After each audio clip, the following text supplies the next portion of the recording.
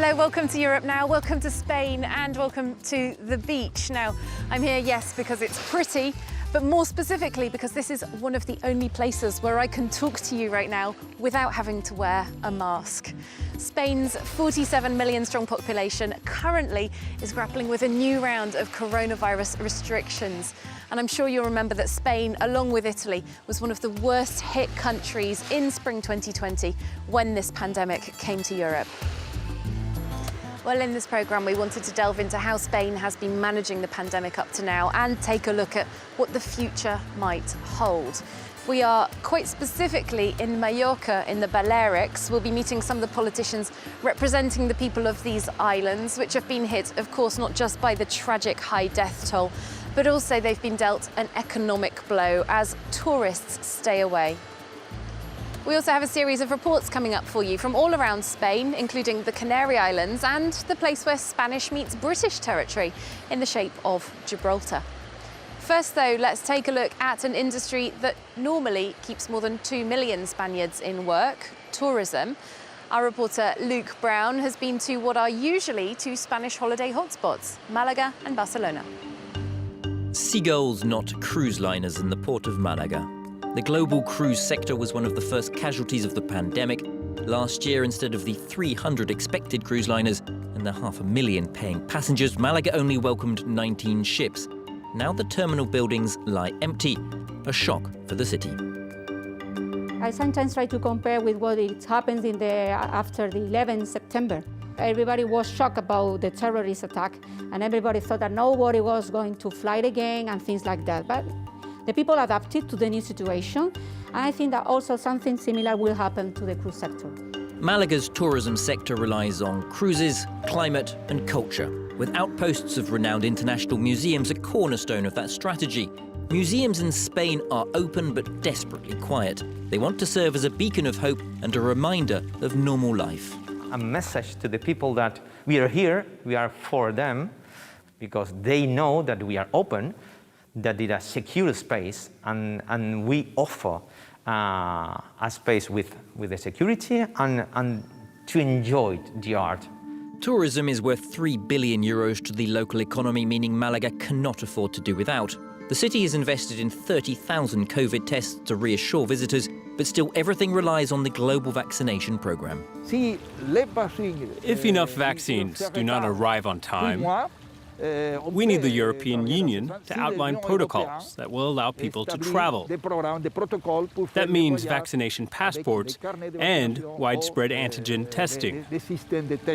Tourism contributes 13% of Spain's GDP and nearly 3 million jobs. Barcelona was one of the most popular destinations, with visitor numbers tripling in the past 2 decades. But the Catalan capital was a victim of its own success, with locals forced out of the tourist hotspots. The tourist impact was enormous because it's like a virus that permeates everything. The housing prices skyrocketed, so people that had humble rents were thrown away. So if you don't have permanent residents, there's fewer people that takes care of the public space and of the street.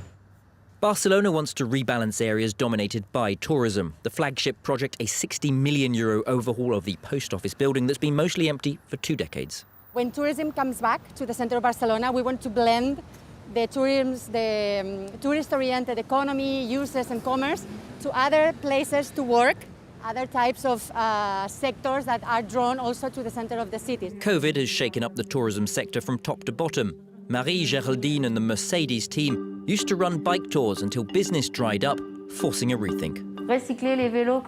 We're reusing the bikes that we used to use for our educational tours of Barcelona, and we're using these bikes to become delivery riders. The small female-only team aims to work with local shops and restaurants and provide a vital link between businesses and customers that can help replace in-person shopping. I've never worked as much in my life as now during COVID. It's a huge challenge. We're not just biking all day. We spend up to 13 hours each day doing everything that needs doing for the team. COVID really was an opportunity to change. The Spanish government has warned foreign tourists can't return until 70% of the population is vaccinated. So the Sagrada Familia may not see tourists again until after the summer season.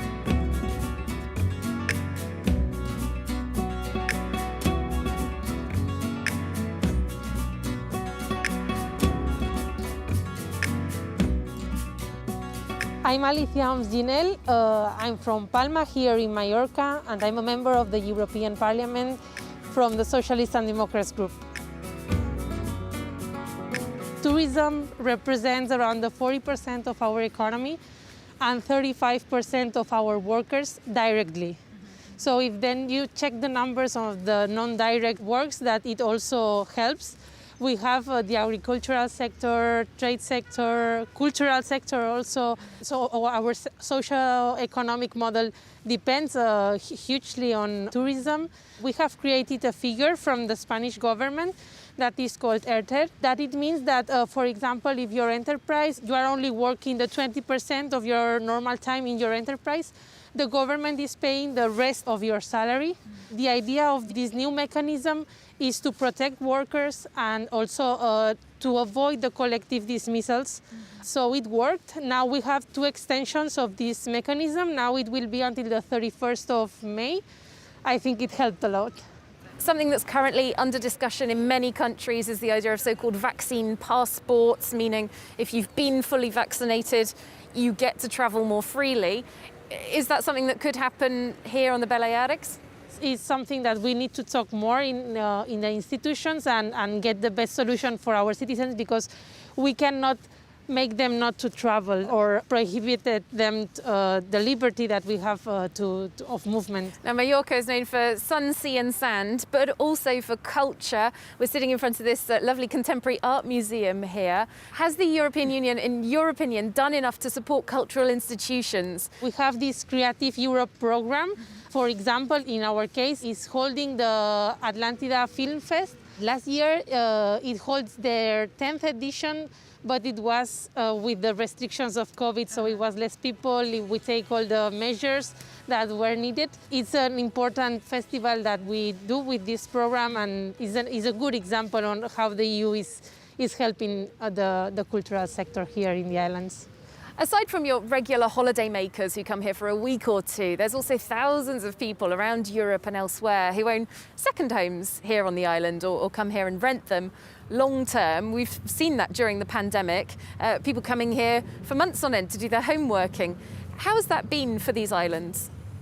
In the first wave, we were one of the most affected countries, and having people coming from the outside, it was a bit dangerous, I think. Nowadays, I think it's not that dangerous, because to come inside the island, you need a PCR test negative. But yes, I mean, it helps to our economy. I think it's another kind of tourism. Okay, well, we'll just take a little hop to another part of the island right now, and we'll come back and continue our discussion in a minute. But let's go and see about some of those people who've come here to Mallorca to do their homeworking in the sunshine. Welcome, I'm Matthew from Palma Co-living.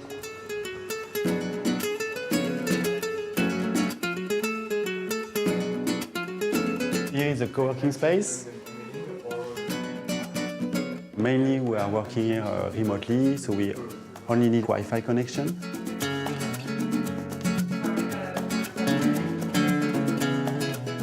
We have different events.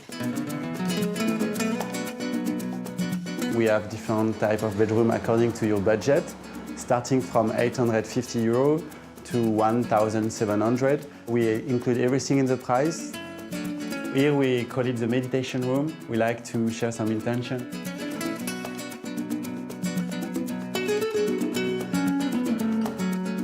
We started this co-living brand to support remote workers, digital nomads and entrepreneurs who are looking for a place to work comfortably, but also live, because we have the bedrooms, and having fun, social events to avoid the routine.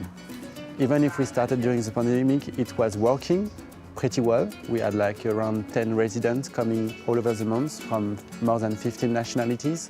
We decided to do 1 month minimum to be sure that people can connect. 1 billion of digital nomads as a prediction will be shown in 2035. So basically more and more people are coming and looking for a place like a co-living, co-working space. During the COVID, we have less booking actually, but then we are looking for investors in order to buy the properties.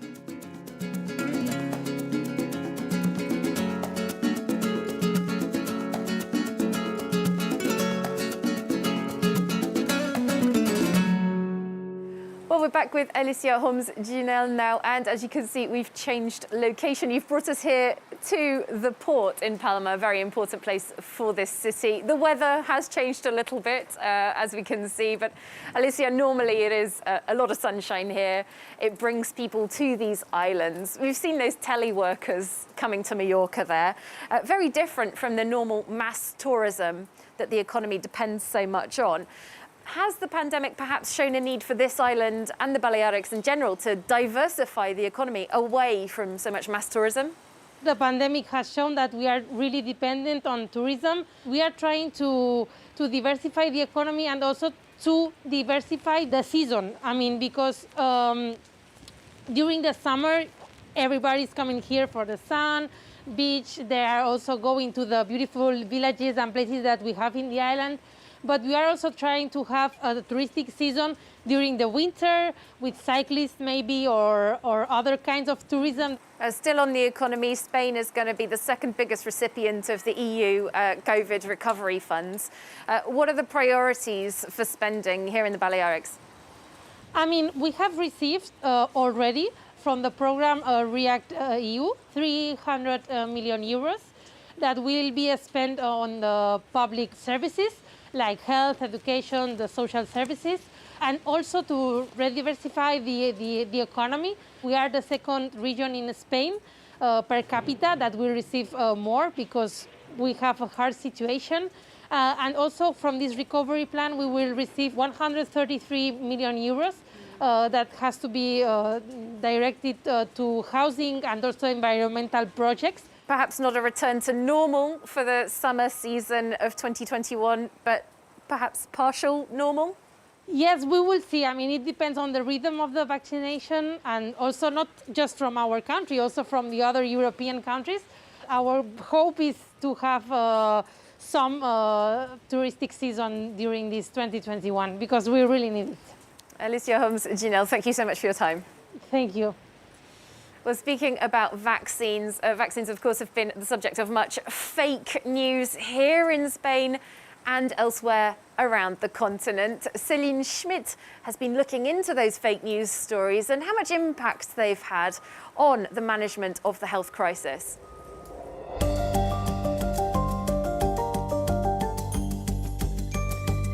At the beginning of the pandemic, during the first wave, most of the fake news stories were racist and were about where the virus came from. Then came the lockdown, and the fake news became more focused on the PCR tests, saying that they didn't work properly. And now we're seeing lots of fake news about the vaccine, claiming it changes our DNA. For Spain's leading fact-checking site Maldita.es, the Covid-19 crisis has led to a boom in fake news. They've uncovered 900 already, a record for a single issue. The chief target of the misinformation campaign, government attempts to fight the spread of the virus. The attacks are felt at every level, from the central government and the National Health Ministry down to different autonomous regions. The febrile atmosphere of the pandemic is a breeding ground for fake news. In January, a message went viral online, claiming that the regional government of Valencia was about to order an emergency local lockdown, supposedly an announcement made during a press conference. The authorities rushed to deny the rumour as fake news. In reality, while local authorities can introduce tighter measures, only the central government can order a region-wide lockdown. Any emergency measure of that scale would still need to get the green light from Madrid, and so any announcement about a lockdown would have to come from the national government. The vaccines are the other major target for fake news. Take, for example, the first deliveries of vaccines to arrive in Spain. This photo, alongside a screenshot of a Google search, went viral in December. It purports to show the logo of a company specialising in electronics and microchips. That's fake, and it links to a long-running conspiracy theory that claims the COVID-19 vaccine is a ploy to implant people with microchips. The truth is more prosaic. Softbox, the company whose logo appears on the first pictures of vaccines arriving in Spain, specialises in temperature-controlled transport packages. Those can be used to safely transport electronics and microchips. But all the screenshot shows is the temperature-protected crates that are necessary to safely store the Pfizer-BioNTech vaccine, which has to be kept at minus 70 degrees centigrade at all times. Faced with the spread of so much misinformation, the Spanish government has introduced a protocol to better coordinate its response, as well as proposing a new anti-fake news law that's raised concerns about how it limits freedom of speech. The current polarization of political life in Spain is contributing to a situation where every serious problem, such as COVID, is turned into a political game. I'm glad to say that I don't see the same thing in other European countries. This protocol allows us to create the necessary structures inside the government so that the different ministries and groups who deal with this issue are coordinated and can act rapidly.